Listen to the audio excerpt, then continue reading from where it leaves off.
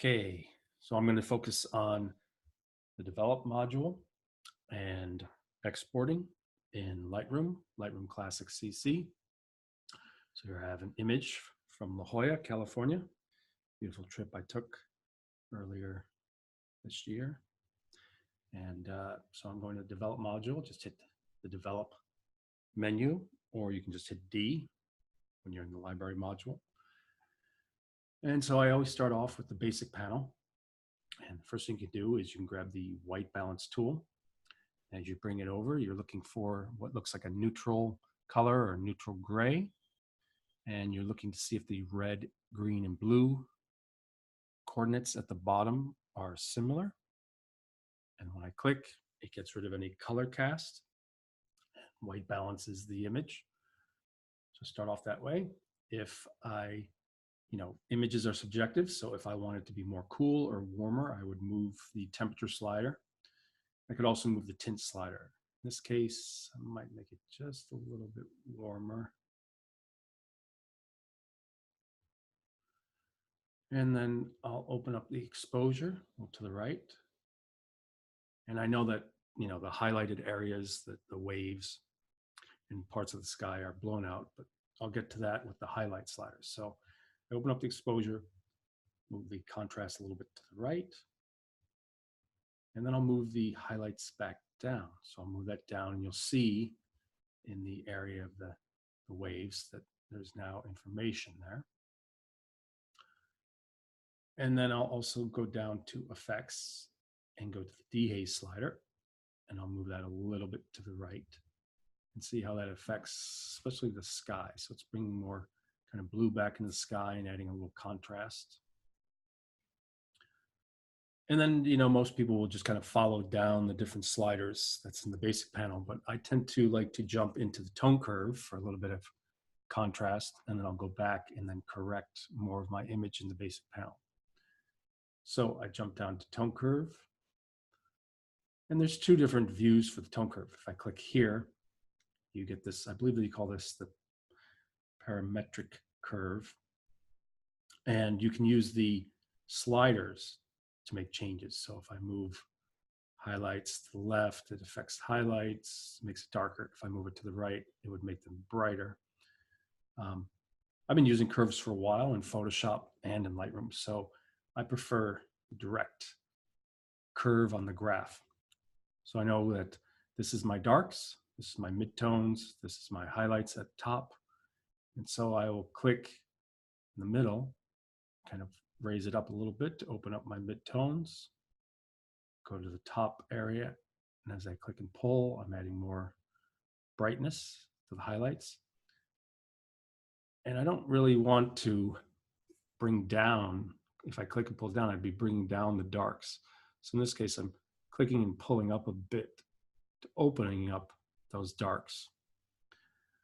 And then I'm going to jump back to the basic panel. And if I hit the Y key, I'll get a before and after, and you'll see how much I've brought out, especially these kind of bushes or trees in the front and by the rocks, which were really dark before. So hit Y again to get that larger view. And then I will take a look at this image and see that there's a bunch of kind of spots that came out from my lens. So I want to clean that up. So I grab the spot removal tool. It's set to heal, so it'll blend with the background.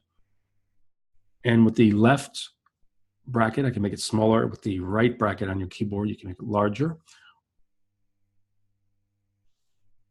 You can also go to the brush sliders in the right here.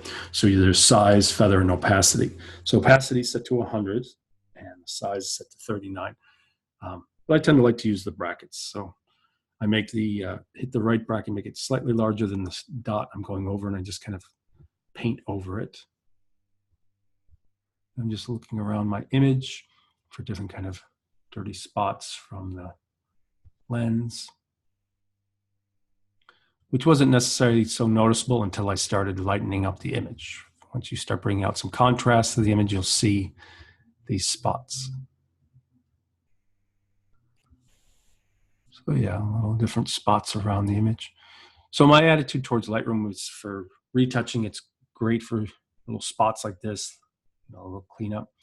But if I had like a portrait and I wanted to retouch facial features, I'd have to take it into Photoshop where I'd use layers, create new layers to go over like the face and specific areas like the eyes and maybe teeth if I had to whiten the teeth. But for little spots, this is fine. So do a little spotting. And then when you're done, you go down to the done button there. And then I go back to the basic panel. And so in this case, I feel like maybe the rocks and the trees are still a little bit dark. So I'll go to the shadows. And as I move that to the right, it opens it up a bit more. And then with whites, I'll move that a little right to give a little punch to the highest or brightest brights. And then with blacks, I can either go further to the right if I want to open up the darks, or if I bring it back a little bit, I can add a little density to the blacks. Maybe I'll open them up a little bit more. And once again, I hit Y, see the before and after. So as you can see, the image is starting to take on a kind of depth to it. There's more blue around the clouds. The hotel has been lit up. The rock's been lit up. The shadows or the darks in the trees, the bushes have been opened up. And then the areas that were kind of blown out in the waves have come back. I might see if I can bring back a little bit more detail. So I move the highlight slider to the left even more.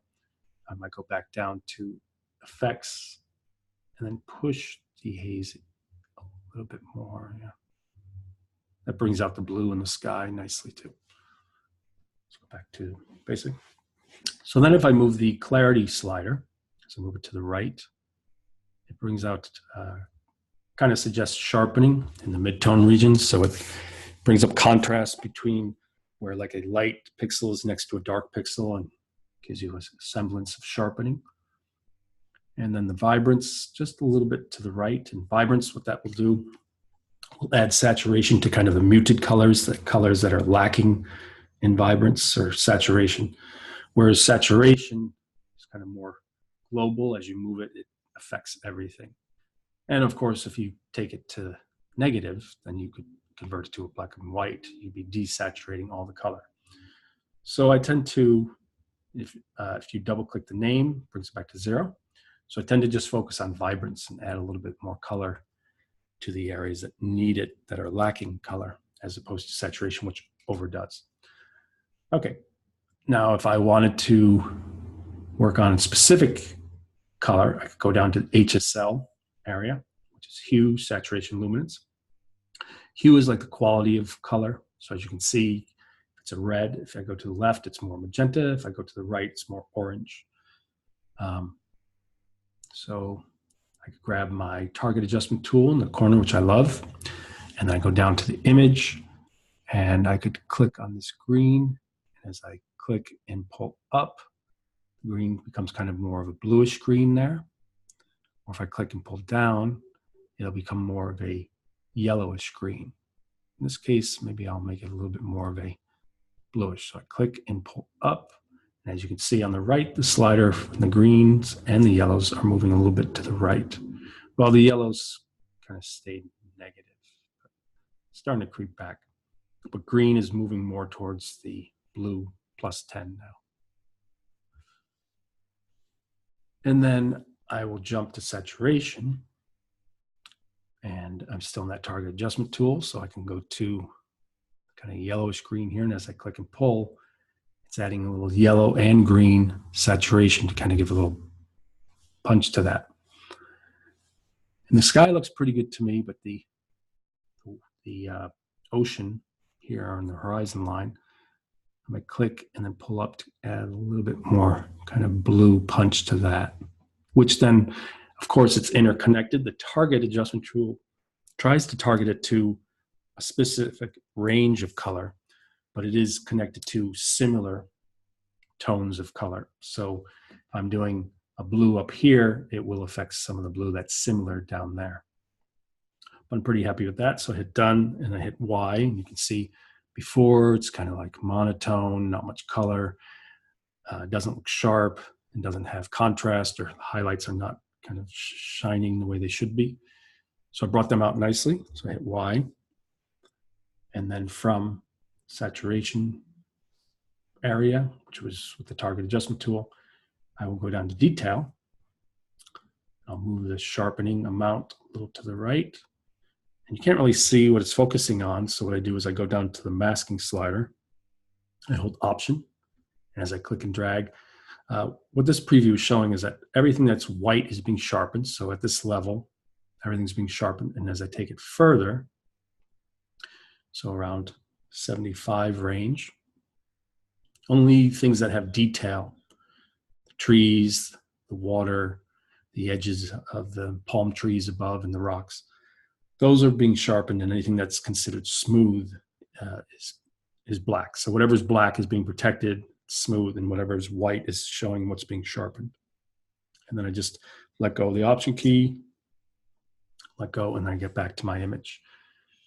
I might bump it back to where it was, which was 75. In this case, I think the image is pretty good with noise. So I think it's fine. I see that there's some people maybe out swimming in the ocean. There's one area in the middle I don't know if I like so much. I'll grab that tool for the healing, spot removal tool, and I'll click the left bracket, make it around the size of my subject, and just paint. It cleans that up and hit done. So yeah, so before and after. And I might even brighten it up overall. So I might go back to the exposure and do just a little bit more to the right. So yeah, before, after. Much better blues in the skies. The clouds pop out more. The hotel's lighter. You can see the brown in the roof around there. The highlights are nice around the tops of the rocks. You can see more detail in the rocks and the waves. And the highlights around the trees and bushes have come up. So it's nice. And the color overall, a bit more vibrance, a bit more saturation. So then from there, I will then, when I'm done with the image, I will go back to the library module, just hit library, or I could hit G for like grid. And then once you're back in the library module, you'll see that there is an import and export button on the bottom left. If I hit export, it brings me back to the export panel. And I have a specified folder. So what I tend to suggest is that you create a new folder on your desktop or in your documents, inside your documents folder, called like photos to post or saved exported photos. So I have one specific called photos to post. If I was doing a series, I would say click on the put in subfolder and then give a name for that theme of what that series is. This is only one photo, so I don't need to do that. And then I've already named it, so it's already La Jolla, California, January 15th. If I wanted to, I could click on the rename, and then I can name it whatever I want from there. And I always choose, when I rename, custom name in sequence. I tend to feel that like date and file name is not descriptive enough. A custom name in sequence, you can give it a specific name that's descriptive of where you were or what the theme is and the date. And then when you go down to file settings, as you can see on the left, I have a bunch of user presets that I've created.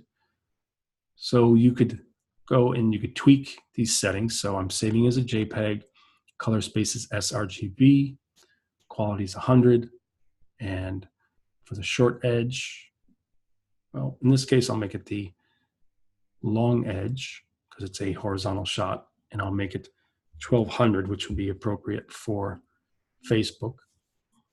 And it's mainly the pixels that are important more than the resolution, but I'll just keep it at 150. Now, if you were sending this out for print, then you might choose, inches, and make it a specific size, 10 inches wide, 12 inches wide, or larger if it's a poster. And therefore, the resolution should be, say, 300 as opposed to 150 or 72, which is what you use for the web.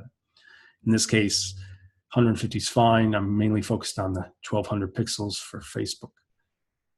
And then I always have my post-processing set to show in Finder. So just when I click the export button, it's done. A window pops up, it dings, and lets me know that it's been successfully saved. After I create these settings, I could click the Add button over here at the bottom of the list, and I could save it as a new preset. And so you'd have that as your default. When you click on it, it would save a lot of the same settings, so you don't have to do that every time. Very handy. So as you can see, I have some for Instagram, some for Facebook, also just a larger version images, 2048 pixels for the long edge. So in this case, just gonna hit export. You can see the progress bar, top left, a little ding, and then it comes down, and then you can see that it creates the image, the JPEG, and then if I hit the space bar, I get a preview. The one thing I've noticed though is when I export, it does seem to make the image a bit darker than what I'm seeing on my screen, of course. Tends to happen. So you might want to compensate a little bit more by upping the contrast and running your brights a little higher. So when you save it, you know that you'll get that. This is just a preview. When I post it, it might look even sharper. So that's that. I will hope that helps. I wanted to show you a day of developing from start to finish, showing it going from a kind of flat monotone image to something that's a bit striking, vibrant, sharper, and then showing you how to export. So I hope that helps. Thanks for watching.